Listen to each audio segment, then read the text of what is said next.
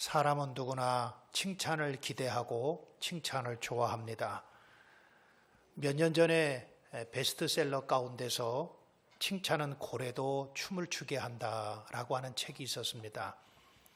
그 책에 보면 칭찬의 긍정적인 영향력에 대해서 소개하고 있는데, 칭찬을 했더니 짐승도 움직이고 칭찬을 했더니 짐승도 뭔가 변화가 되더라라고 하는 것입니다. 이것이 칭찬의 효과입니다. 칭찬은 동기부여를 하고 칭찬은 불가능한 것을 가능하게 만들기도 합니다. 칭찬을 하면 놀라운 기적을 이루어갈 수가 있는 것입니다. 좀 못하던 사람에게 칭찬을 하면 잘할 수 있고, 잘하던 사람에게 칭찬을 하면 그 사람은 더 잘할 수가 있는 것입니다. 덴마크의 동화 작가였던 안데르센은 그가 유명한 동화 작가가 되기 위해서는 될 때까지 그에게 큰 영향력을 끼쳤던 것은 그의 어머니의 칭찬이었다고 합니다. 안데르센의 어렸을 때는 그의 글솜씨가 그렇게 크게 인정받지 못했습니다. 그래서 많은 사람들이 그가 글을 쓰지 않는 것이 좋겠다, 희망이 없다, 가능성이 없다 그러면서 충고를 하는 사람도 있었습니다.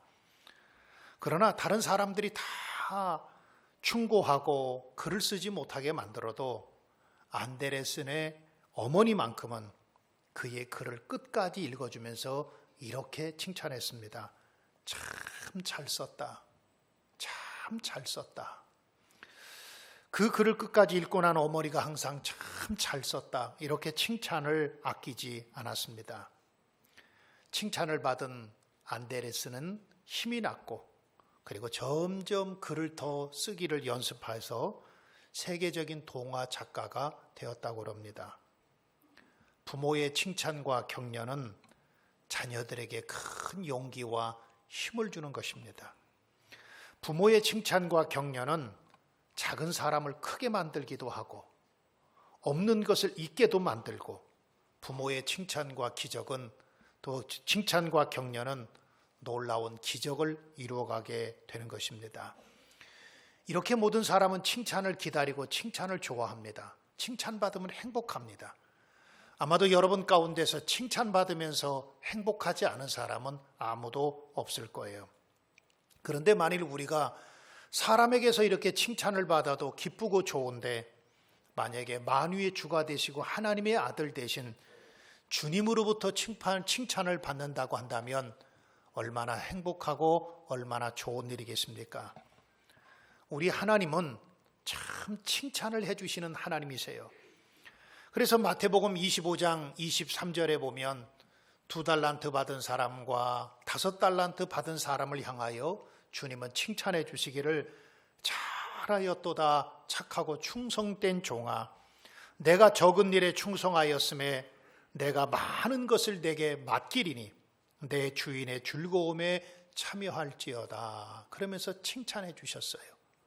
주님은 2달란트 받은 사람과 5달란트 받은 사람을 보면서 잘했다, 착하고 충성된 종아라고 칭찬하셨습니다. 오늘 본문 10절의 말씀에도 보면 예수님께서 백부장을 칭찬하시는데, 이스라엘 중 아무에게도 이만한 믿음을 보지 못하였노라 그러면서 칭찬하세요. 그런데 오늘 이 10절에 나와 있는 백부장에게 한 칭찬은 칭찬 정도가 아니고 극찬이라고 말할 수가 있지요. 백부장의 믿음은 예수님에게 인정받는 그 정도가 아니라 예수님도 놀랄 만큼, 예수님께서도 극찬하실 만큼, 이스라엘 중에 아무에게도 이만한 믿음을 보지 못하였노라 할 만큼 그런 예수님에게 칭찬받는 믿음의 사람이었던 것입니다. 사랑하는 우리 강릉성결교회 모든 성도들도 오늘 백부장처럼 주님 앞에서 이스라엘 중에, 아니 강릉 땅에서, 아니 대한민국에서 아무에게도 이만한 믿음을 보지 못하였노라 라고 칭찬을 들을 수 있는 저와 여러분이 될 수 있기를 우리 주님의 이름으로 축원합니다. 왜 예수님께서 이 백부장을 그렇게 극찬하시면서 칭찬하셨을까요? 왜냐하면 그는 무엇보다도 백부장이었고 그는 이방인이었기 때문에 그렇습니다. 당시의 사람들은 생각하기를 이방인이라고 하면 언약 밖의 백성이라고 생각을 했습니다. 당시 이스라엘 백성들은 유대인만 특별히 하나님께서 사랑하시고 그래서 유대인만 언약의 백성이다 그렇게 생각을 했습니다. 유대인만 아브라함의 후손이라고 생각을 했고요. 그래서 자신들만 하나님을 믿고 자신들만 구원을 받을 수 있다고 생각을 했었습니다. 그런 의미에서 보면 백부장은 언약 밖의 백성입니다. 이방인입니다.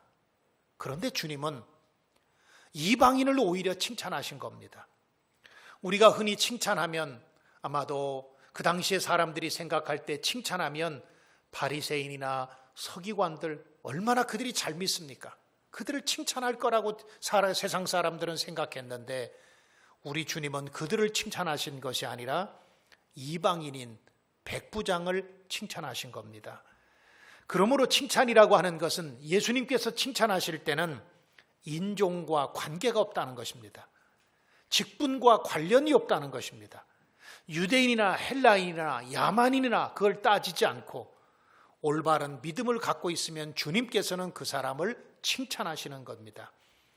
저는 오늘 이 마태복음 8장 5절로 13절의 말씀을 통해서 백부장의 믿음을 다시 한번 뒤돌아보고 우리 강릉성결교회 모든 성도들도 백부장의 믿음처럼 주님 앞에 칭찬받을 수 있는 여러분들의 믿음이 될 수 있기를 우리 주님의 이름으로 축원합니다.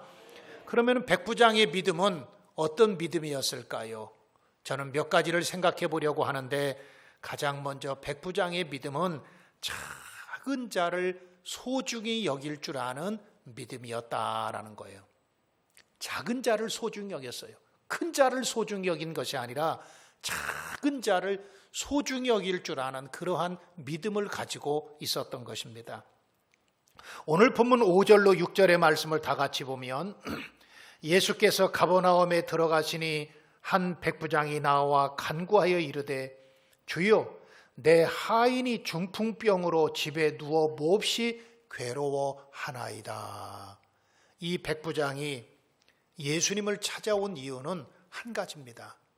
자기 집에 있는 하인이 지금 중풍병에 걸려서 그 중풍병 때문에 몹시 괴로워하고 힘들어하고 있으니까 예수님 좀 이 하인 좀 고쳐주십시오 라고 하는 거예요.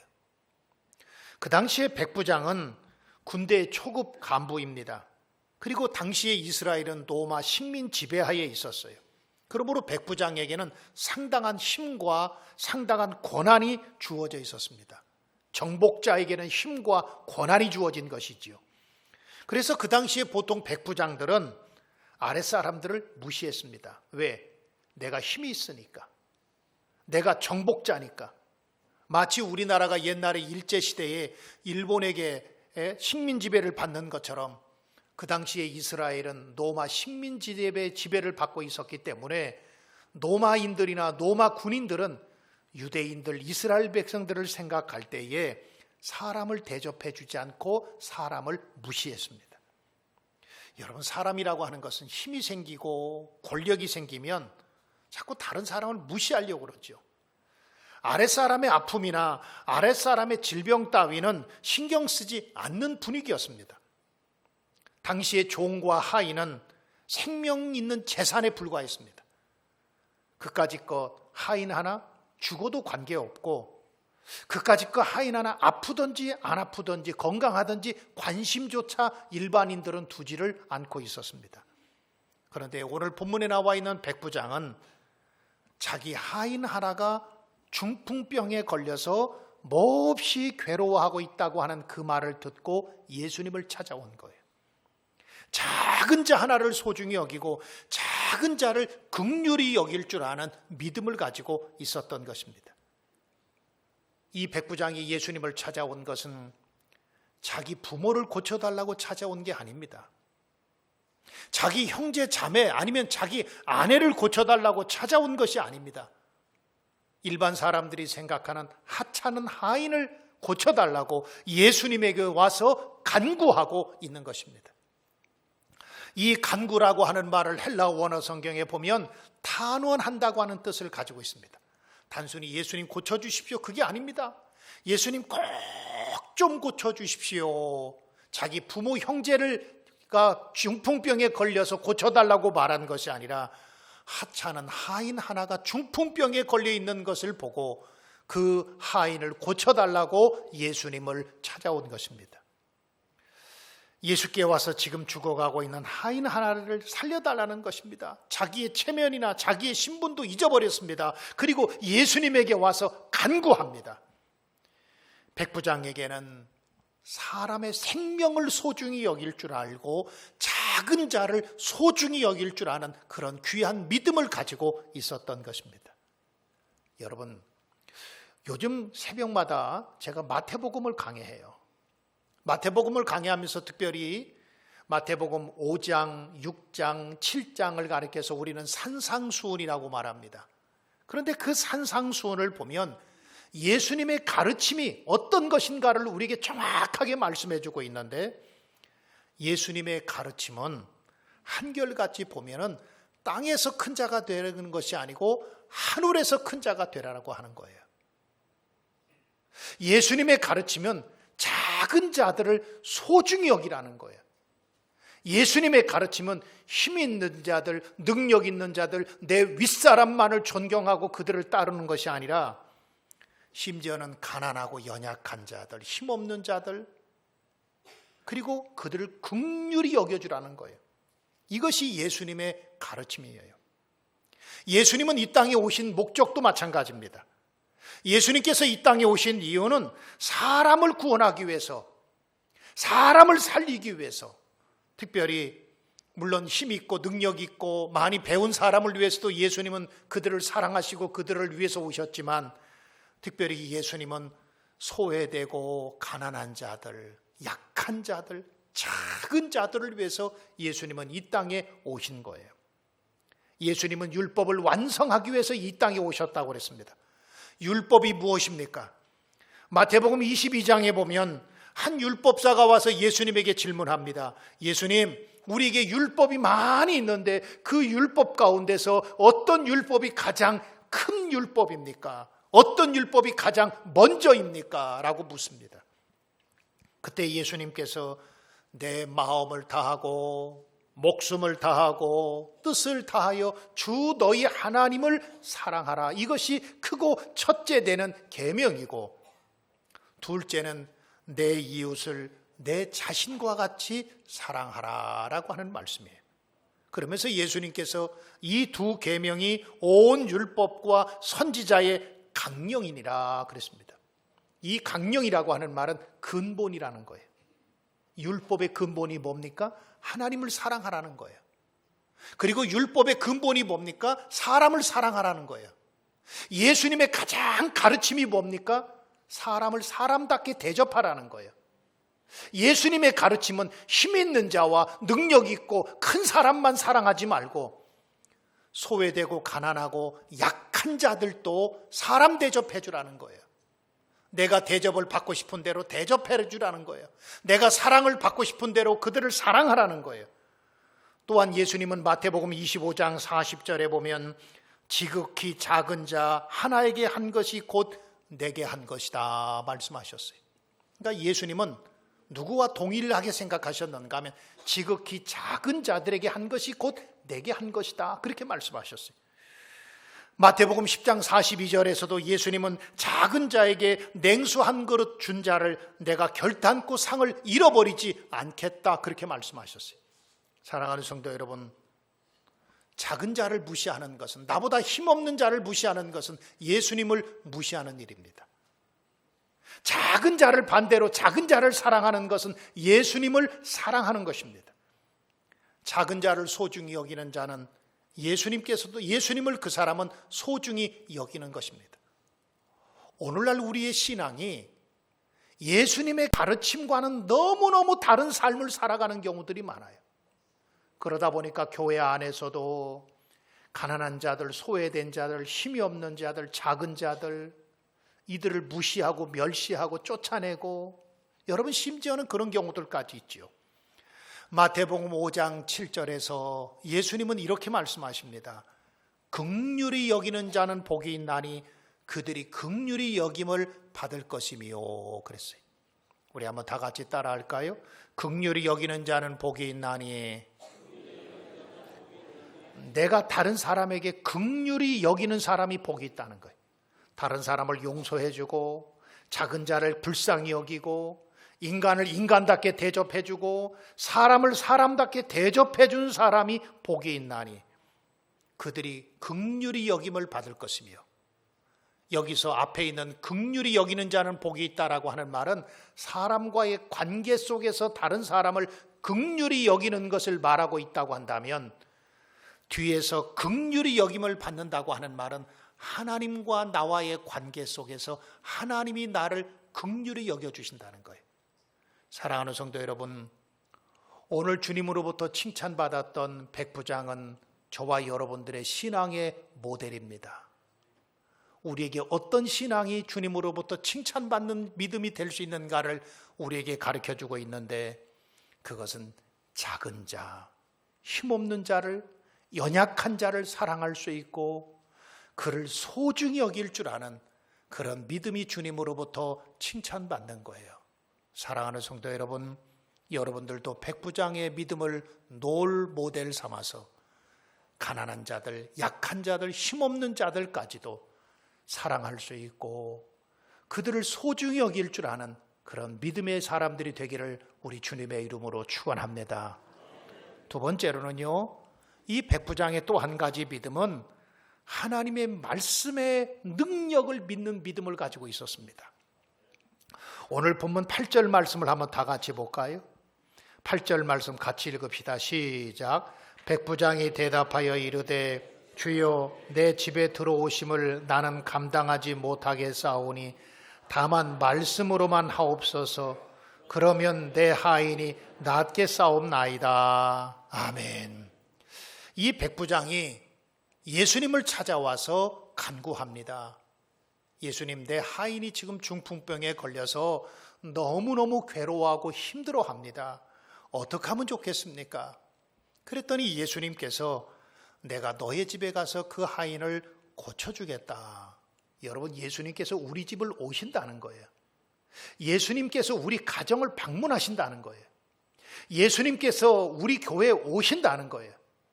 예수님께서 내 사업체에 오신다는 거예요. 얼마나 기쁘고 좋은 일입니까? 그런데 이 백부장이 뭐라고 대답하는가 하면, 예수님, 우리 집에 오시는 것이 저는 너무 행복하고 좋습니다. 그런데 예수님이 우리 집에 오시는 것을 저는 감당할 수가 없습니다. 감당할 수 없습니다. 예수님께서 말씀만 하셔도, 뭐만 하셔도, 말씀만 하셔도 아마도 우리 하인이 고침받을 겁니다. 얼마나 여러분 귀한 믿음입니까? 이 백부장의 믿음은 하나님의 말씀의 능력을 믿는 믿음이었던 거예요. 여러분, 하나님의 말씀의 능력을 믿습니까? 창세기 1장에 보면 하나님께서 이 세상을 만드실 때에 말씀으로 만드셨다고 그랬습니다. 빛이 있으라 말씀하셨더니 빛이 생겼어요. 하늘의 공중에 나는 새들이 생겨라 말씀하시니까 그대로 이루어졌다고 그랬습니다. 하나님께서 또 바다에 물고기가 생기고 이 땅에 모든 생물들이 생겨라, 그러니까 하나님의 말씀대로 이루어졌다고 그랬고, 그 말씀대로 이루어질 때에 하나님이 보시기에 좋았더라 그랬습니다. 요한복음 1장 1절에 보면 태초에 말씀이 계시니라, 이 말씀이 하나님과 함께 계셨으니 이 말씀이 곧 하나님이시라 그랬습니다. 그러니까 요한복음 1장에 보면 이 말씀이 하나님이시라는 거예요. 하나님께서 말씀하셨는데, 말씀으로 이 세상을 창조하셨는데 그 말씀이 곧 하나님이시라는 거예요. 이 하나님이 누군가 하면 바로 예수 그리스도시죠. 그러니까 하나님의 말씀에는 놀라운 능력이 있어요. 우리가 믿음도 하나님의 말씀으로 믿음이 생기게 되죠. 또 요한복음 5장 25절에 보면 죽은 자들이 하나님의 음성을 들을 때가 오나니 곧 이때라 듣는 자들은 살아나리라 그랬습니다. 여러분, 하나님의 말씀은 영혼을 살리는 거예요. 할렐루야. 하나님의 말씀은 죽은 영혼을 살립니다. 히브리서 4장 12절에 보면 하나님의 말씀은 살았고 활력이 있어 좌우에 날선 어떤 검보다도 예리하여 혼과 영과 및 관절과 골수를 찔러 쪼개기까지 하며 사람의 생각과 뜻을 판단하시나니 그랬습니다. 여러분, 하나님의 말씀은 살아있다는 거예요. 지금도 그 하나님의 말씀을 믿으면 우리의 영혼이 살아나고, 하나님의 말씀을 믿으면 우리의 영혼이 회복되고, 하나님의 말씀을 믿으면 우리의 영혼 속에 하나님의 놀라운 기적의 역사들이 나타나는 거예요. 마가복음 4장에 보면 예수님께서 제자들과 함께 갈릴리 바다를 건너가시게 되는데 가다가 큰 풍랑을 만납니다. 그때 예수님께서는 마침 배에서 피곤해서도 잠깐 주무시고 계신 때였습니다. 제자들은 마음의 두려움과 공포와 불안이 찾아왔습니다. 야, 이제 우리가 죽게 생겼구나. 그때 예수님께서 일어나셔서 바람과 바다를 꾸짖으시면서 이렇게 말씀하십니다. 잠잠하라, 고요하라 말씀하세요. 잠잠하라, 고요하라. 그랬더니 그렇게 불던 바람이 잔잔해졌고 그렇게 몰아치던 풍랑이 잔잔해졌습니다. 고요해졌습니다. 여러분, 이것이 말씀의 능력인 거예요. 백부장은 이방인이었지만은 하나님의 말씀의 능력을 믿었던 것입니다. 예수님은 이런 백부장을 향하여 뭐라고 말씀하시는가 하면 내 믿음대로 될지어다 그렇게 말씀하세요. 사랑하는 성도 여러분, 여러분들은 하나님의 말씀의 능력을 믿습니까? 믿음대로 될 것입니다. 여러분들은 하나님의 말씀이 여러분들을 치유하고 회복시키고 변화시킬 줄 믿습니까? 여러분, 그 믿음대로 될 것입니다. 하나님의 말씀이 여러분들의 영혼을 풍성케 만들고 지치고 상한 심령들에게 하나님의 은혜로 여러분들에게 다가올 줄 믿습니까? 그렇다고 한다면 그 믿음대로 될 것이에요. 예수님은 말씀의 능력을 믿는 백부장을 향하여 내 믿음대로 될지어다. 오늘 이 아침에 나온 여러분들 믿음대로 되는 원리를 깨달아서 하나님의 약속의 말씀의 능력을 믿는 여러분들 되기를 우리 주님의 이름으로 축복합니다. 마지막 세 번째로는요, 이 백부장의 믿음은 하나님 주님 앞에서 얼마나 겸손했는지 몰라요. 자, 우리 아까 읽었던 8절 말씀을 다시 한번 읽어보십시다. 백부장이 대답하여 이르되 주여 내 집에 들어오심을 나는 감당하지 못하겠사오니. 여러분, 예수님께서 백부장에게 말합니다. 그래, 내 하인이 지금 병들었구나. 내 하인이 중풍병 가운데 있구나. 내가 가서 해결해 주겠다. 내가 가서 고쳐주겠다. 예수님께서 그렇게 말씀하셨어요. 그랬더니 이 백부장이 뭐라고 말하는가 하면 주여, 주여 내 집에 들어오심을 나는 뭐하지 못하겠어요? 감당하지 못하겠다는 거예요. 이 감당하지 못하겠다라고 하는 말은 주님 모실 만한 저는 그런 자격이 없습니다. 그런 소리. 주님 모실 만한 자격이 못 됩니다. 주님, 저는 주님 앞에 섰을 때 주님이 우리 집에 오실 만한 저는 그렇게 준비된 사람이 아닙니다. 저는 가치가 없는 사람입니다. 여러분, 그렇게 주님 앞에 고백하고 있는 거예요. 우리 주님은 그 백부장을 칭찬하셨어요. 주님, 우리 집에 오시는 것을 저는 감당할 수 없습니다. 주님 모실 만한 그런 준비된 사람이 아닙니다. 주님 모실 만큼 저는 그렇게 깨끗한 사람이 아닙니다. 주님 집, 우리 집에 오실 만큼 그렇게 저는 우리 집이 그렇게 자격 있는 사람이 아닙니다. 저는 아무런 자격이 없습니다. 주님은 너무나 깨끗하시고 너무나 거룩하신 분인데 그 주님이 우리 집에 오시면 저는 감당할 수 없습니다. 여러분, 이 감당하지 못하겠노라, 감당하지 못하겠다라고 말했던 또 한 사람이 있습니다. 성경에 보면 감당하지 못하겠다고 또 한 사람 말한 사람이 있는데 바로 우리가 알고 있는 세례 요한입니다. 마태복음 3장 11절에 세례 요한이 예수님에 대해서 이렇게 말합니다. 나는 그의 신발 들기를 감당치 못하겠노라. 여러분, 감당치 못하겠노라라고 하는 말은 나는 그분의 신발을 들기도 감당할 수 없다. 나는 그런 자격조차 없다. 그런 말입니다. 예수의 능력 앞에서 나는 아무것도 아니라는 거예요. 주님 앞에서 나는 너무나 부족하다는 거예요. 이런 겸손한 세례 요한을 향하여 예수님이 이렇게 말씀하시죠. 누가복음 7장 28절에 보면 여자가 낳은 자 중에 세례 요한보다 큰 자가 없도다 칭찬하세요. 세상 사람들이 볼 때는 세례 요한 별것 아니죠. 왜냐하면 낙타털옷 입고 다니고 광야에서 메뚜기와 석청을 먹고 다니고, 사람들이 볼 때는 이 세례 요한 아무것도 아닌 것 같지만, 그런데 예수님은 세례 요한을 향하여서 여자가 난 자 중에 요한보다 큰 자가 없도다, 그를 칭찬하세요. 하나님 나라에서 큰 자가 있고 세상에서 큰 자가 있다는 거예요. 세례 요한은 이 땅에서는 보잘것없는 사람이었습니다.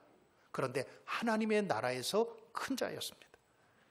사랑하는 성도 여러분, 우리에게 가장 무서운 적이 있습니다. 바로 교만입니다. 우리에게 항상 찾아오는 무서운 교만이라고 하는 적이 있습니다.